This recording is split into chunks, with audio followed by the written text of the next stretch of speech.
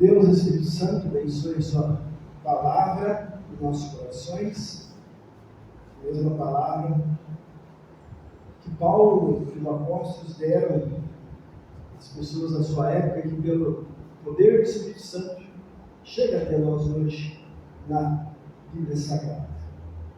Eu não sei se você já fizeram esse exercício, meus irmãos e irmãs, de pensar como seria a sua vida se não existisse a ressurreição de Jesus.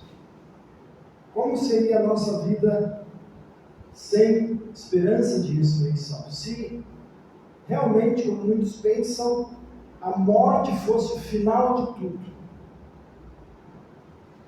Se nós crêssemos num Salvador morto, nós seríamos as pessoas talvez mais infelizes do mundo. Ou então a gente faria o que muita gente faz. A gente viveria sempre atrás de mais prazeres, mais alegrias do mundo, porque afinal a vida é curta e a gente teria que aproveitar essa vida ao máximo, porque depois não tem mais nada. Mas nós podemos afirmar, meus irmãos, com toda certeza que o cristianismo, e somente o cristianismo, é a religião da vida, que tem um Salvador vivo. E é a religião que promove a vida. Então, a gente tem que se perguntar, vamos fazer essa análise de vez em quando. Quanto a ressurreição de Jesus e a nossa própria certeza de ressurreição, quanto isso influencia a sua vida pessoal? Quanto isso influencia a nossa vida como igreja? Nós somos promotores, anunciadores da vida em Cristo? Ou muitas vezes a gente ainda vive como se Cristo estivesse morto? Ou quem sabe vivemos como Cristo se estivesse vivo apenas no dia do culto? A gente procura mostrar para as outras pessoas que a gente crê num Cristo vivo, que esse Cristo vive em nós. A gente procura ser mensageiros desse Cristo vivo, dessa vida verdadeira. Ou às vezes a gente finge que Jesus não tem nada a ver com a nossa vida do dia a dia, e aí nós estamos negando a nossa fé no Salvador. Eu vou falar para vocês agora de uma pessoa que prometeu acompanhar sempre Jesus, dar até a vida. E nós também já fizemos isso. Nós prometemos, por exemplo, no dia da confirmação, ser fiéis a Jesus até a morte, nunca abandonar a Ele, a sua igreja, a sua palavra. O nome dessa pessoa que fez a promessa aparece no Evangelho de hoje. Quando aquele anjo de Deus disse para aquelas mulheres assim: vão e digam aos discípulos dele e a Pedro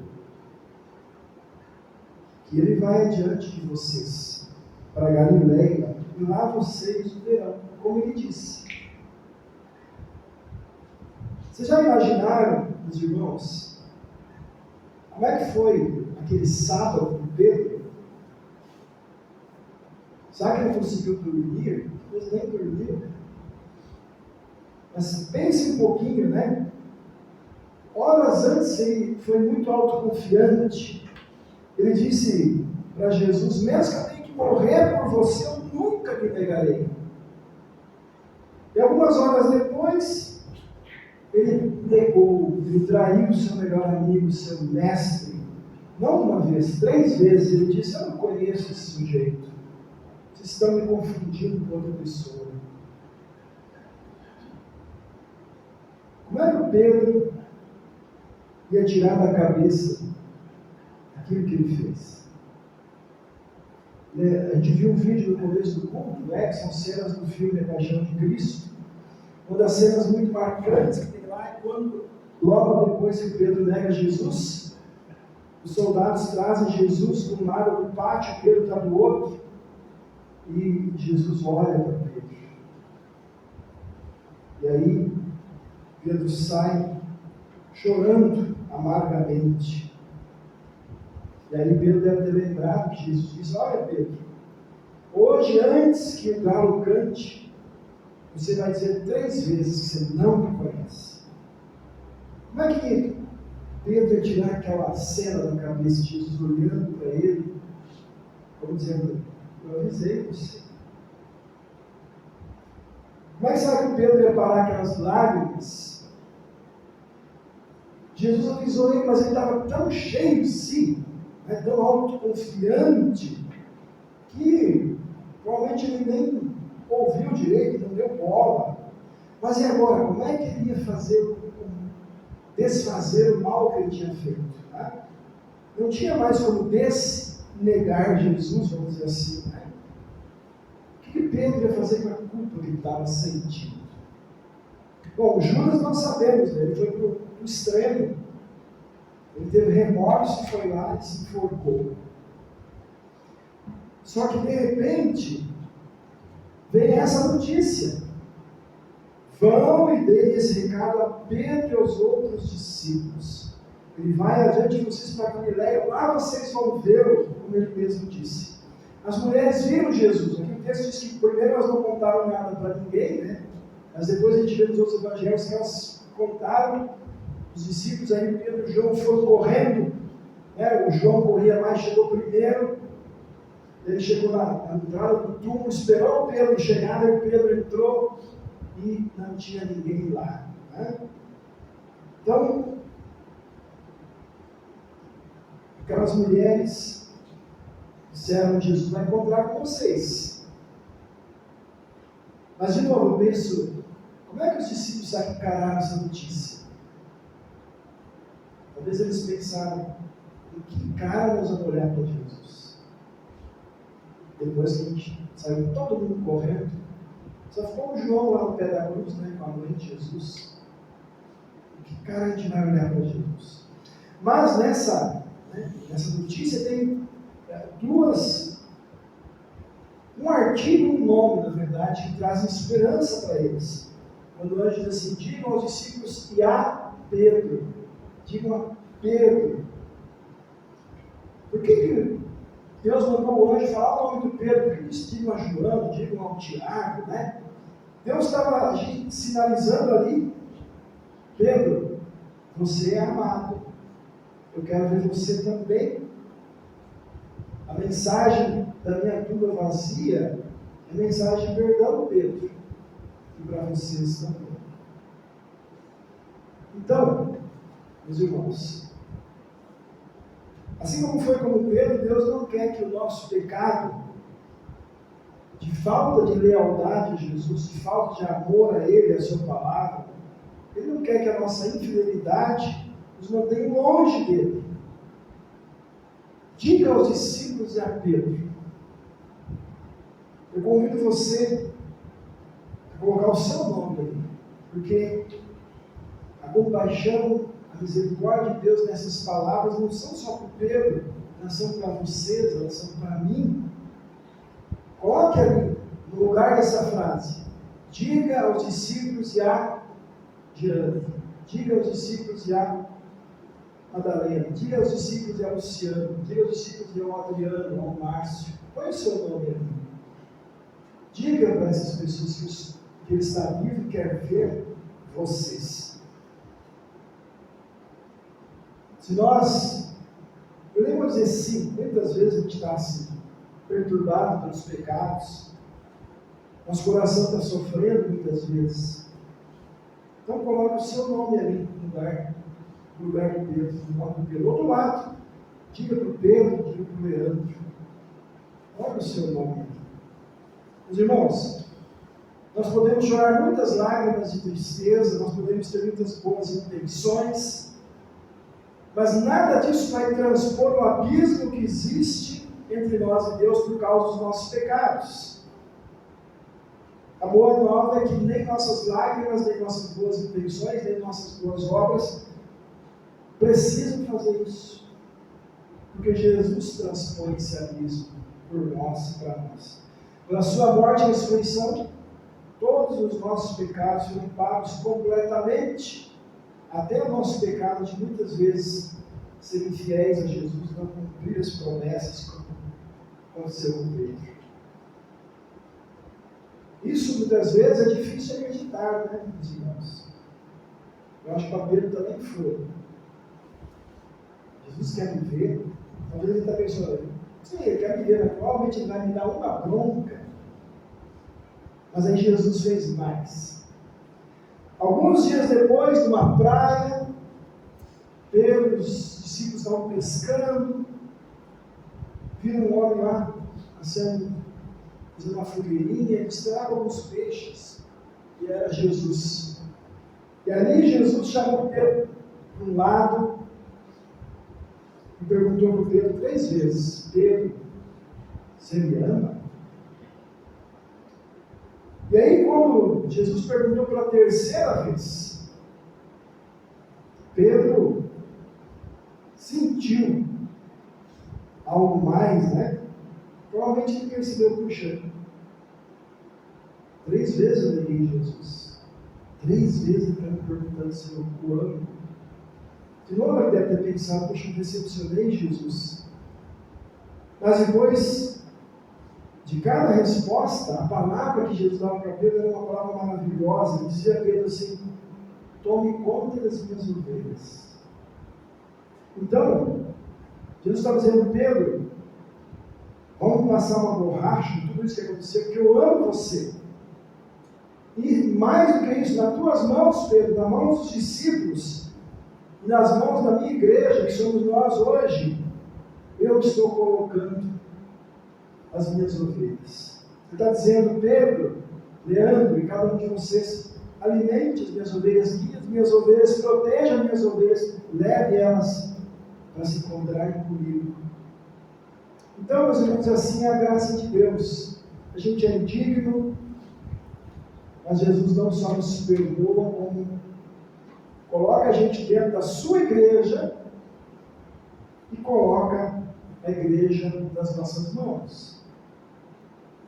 Então, a mensagem daquele anjo, né, para Pedro e os discípulos, é para cada um de nós. Né? É como se ele estivesse dizendo: olha, Jesus está vivo e quer nos ver. Jesus está vivo e quer ver vocês. E aí, a nossa missão, meus irmãos, como igreja, quando eu falo como igreja, não pense só aqui nesse lugar, um conjunto de pessoas. Igreja é cada um de nós. A nossa missão como igreja, então, é dizer para todas as pessoas: olha, Jesus está vivo e quer nos ver. Jesus está vivo e quer ver você também. Jesus está vivo e quer ver você na sua igreja, que é o seu corpo, um dia lá na igreja celestial. Então, a mensagem da tumba vazia é sobre o Senhor, um Salvador que vem ao encontro da gente, vem ao encontro de cada um. Não importa onde a gente estiver na vida. Quando eu falo não importa onde, quer dizer, não importa o lugar que você mora, nem em que situação ou fase da sua vida você está, em que situação econômica, social você está, Ele vem a cada um de nós. Então, Jesus está vivo e quer nos ver. Então, não tem como, meus irmãos, a gente querer viver como se Jesus ainda estivesse morto. Quem crê em Jesus vive também como Ele vive e é capaz de colocar em prática a fé, é capaz de levar a fé em Jesus para o seu semelhante. Quando nós prometemos fidelidade a Deus, amor, vida consagrada, quando nós prometemos uma participação ativa na sua igreja, no seu reino, com a nossa presença, com as nossas orações, com as nossas ofertas, com o uso dos nossos dons, do nosso tempo, nós estamos dizendo o que com tudo isso? Quando a gente promete fazer tudo isso, nós estamos dizendo: Senhor, eu estou entregando a minha vida nas suas mãos. Eu quero que o seu Espírito dirija tudo o que eu penso, falo, faço, planejo. Eu quero que o Senhor me ajude em tudo que o Senhor me dá, dizer para as pessoas: Jesus está vivo e quer nos ver. Eu já disse antes, todos nós já prometemos, como Pedro, ser fiéis a Jesus e nunca abandonar.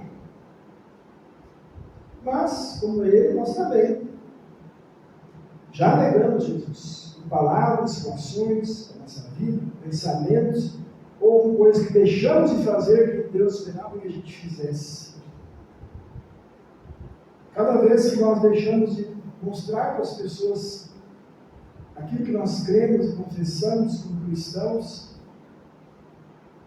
cada vez que nós não mostramos que Jesus via a nossa vida, está no nosso coração, nós estamos vivendo como se Jesus ainda estivesse morto. Mas aí nós temos que lembrar disso. Ainda bem que eu não estou sozinho. Jesus está vivo. Ele quer me ver. E Ele quer fazer vocês e eu, meus irmãos, entendermos, né? Que a nossa vida é muito mais do que esses poucos anos que a gente passa aqui nesse mundo, que é um mundo que Deus deu para nós, mas é um mundo que sofre, do qual nós sofremos, né, por causa do pecado. E como Ele fez com Pedro, meus irmãos, Deus quer que a gente saiba que Ele nos ama. E que se nós o amamos, Ele vai perdoar a gente sempre de novo. Ele vai colocar nas nossas mãos a tarefa de levar este perdão para as pessoas ao nosso redor, porque foi para isso que Ele morreu e ressuscitou. Então, meus irmãos, a ressurreição de Jesus tem muito valor para cada um de nós. E faz a maior diferença que tem na vida de uma pessoa. E não é uma diferença assim, antes eu bebia, agora não bebo mais, antes eu fumava. Não é isso. É a diferença entre a vida e a morte. É a diferença entre viver uma vida nova e feliz, apesar do sofrimento, do pecado, de tudo, mas viver uma vida eterna, que não vai ser só no céu, a vida eterna como no dia que a gente criou Jesus, no dia que a gente foi batizado, e vai ser uma vida feliz para sempre. Então, crer nisso é viver essa vida, ou viver infeliz para sempre, achando que é feliz aqui no mundo, mas na verdade não tem o principal, que é Jesus. Então Jesus está vivo e quer nos ver. A gente não vê, né? Jesus hoje em carne e osso. A gente não teve o privilégio como as mulheres e os discípulos, como disse o Paulo no texto de hoje, 500 irmãos viram Jesus vivo de uma vez, né? Nós não temos essa oportunidade de ver Jesus aqui, ele até poderia aparecer aqui, mas sim, nós vemos Jesus, e Ele quer encontrar eu e você sempre de novo onde Ele decidiu estar agora, que é na palavra dEle, que é no batismo dEle, que é na Santa Ceia dEle. Ali Ele quer encontrar a gente. E Ele quer que a gente veja Jesus em cada irmão também. Porque cada irmão que crê em Jesus tem Cristo dentro de si. Os irmãos, além disso, então, Ele também quer nos enviar para anunciar para as pessoas que estão ao nosso redor. Olha, Jesus está vivo. Ele quer ver você também. Os irmãos, que este seja cada vez mais o desejo e a atitude de cada um de nós aqui que crê no Cristo vivo. Que a gente sempre lembre e diga para as pessoas: Jesus está vivo e quer nos ver. Vamos viver na fé para e por aquele que viveu, que morreu e ressuscitou por todos nós. Porque Ele está vivo. Ele quer ver cada um de nós um dia no céu. Então lembre, nós falamos um pouquinho sexta-feira, né? Em várias situações da vida eu disse: olhem para Cristo e para a sua graça. Então hoje eu digo, lembre sempre que quando Jesus disse ali, o anjo disse: olha, digam a Pedro que ele está vivo, põe o teu nome ali. Diga a Leandro, diga, põe o seu nome, Jesus quer me ver. Vamos ler todo mundo junto? Jesus está vivo e quer nos ver. Ele quer ver todos nós no céu. Amém. Os irmãos podem ficar sentados.